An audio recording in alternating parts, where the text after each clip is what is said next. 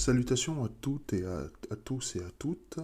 Je suis FW et bienvenue dans 5 les 5 minutes de méditation matinale. Alors, mes méditations ce matin, et certainement les vôtres dans une certaine mesure, m'amènent à me pencher sur l'affaire Adrien Quatennens.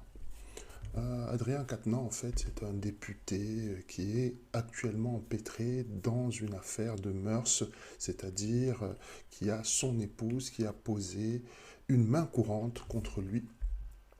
Et ce monsieur, en fait, se débat voilà, par rapport à ça dans sa vie privée actuellement.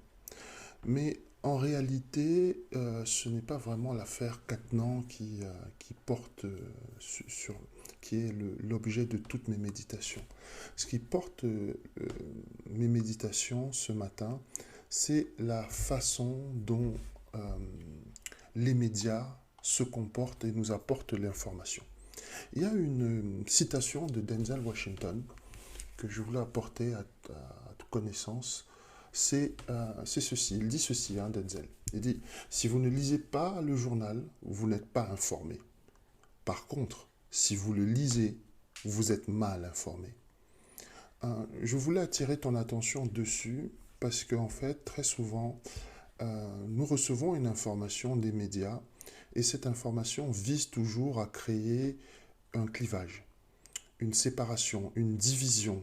Il va y avoir, par rapport au traitement de cette information, ceux qui vont prendre par corps et parti pour Adrien Quatennens en disant voilà, c'est un député, ce n'est qu'une affaire parmi tant d'autres, etc.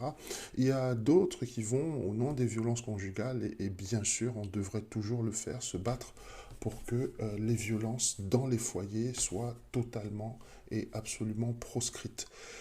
Qui vont se lever au nom de ça en disant effectivement je suis du côté de sa femme si elle a été victime de violence. Alors ce qui est intéressant dans cette affaire-là, c'est que, alors c'est BFM TV qui la rapporte premièrement, qui parle d'accès de violence et non pas réellement de violence subie par son épouse.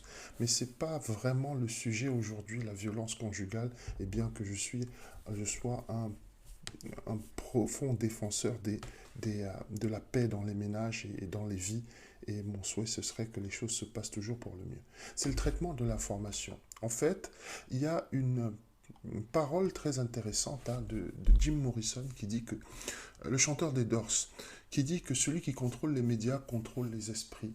Et actuellement, la société est en train de traverser des choses très difficiles, que ce soit la Covid, que ce soit la guerre en Ukraine, que ce soit l'inflation, etc. Et nous avons vraiment besoin d'être informés, en fait, par rapport à ça. Et l'information que nous apporte cette affaire-là, concrètement, n'apporte pas grand-chose à notre quotidien.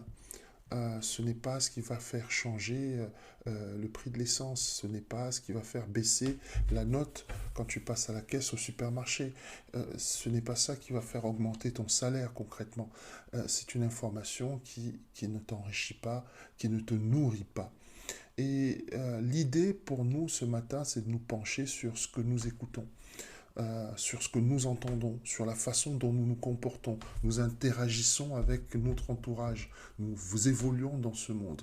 Et il y a Christine O'Krent, alors une femme parmi les médias, justement une femme de médias, qui dit que la télévision est finalement un média assez grossier qui a toujours privilégié l'émotion.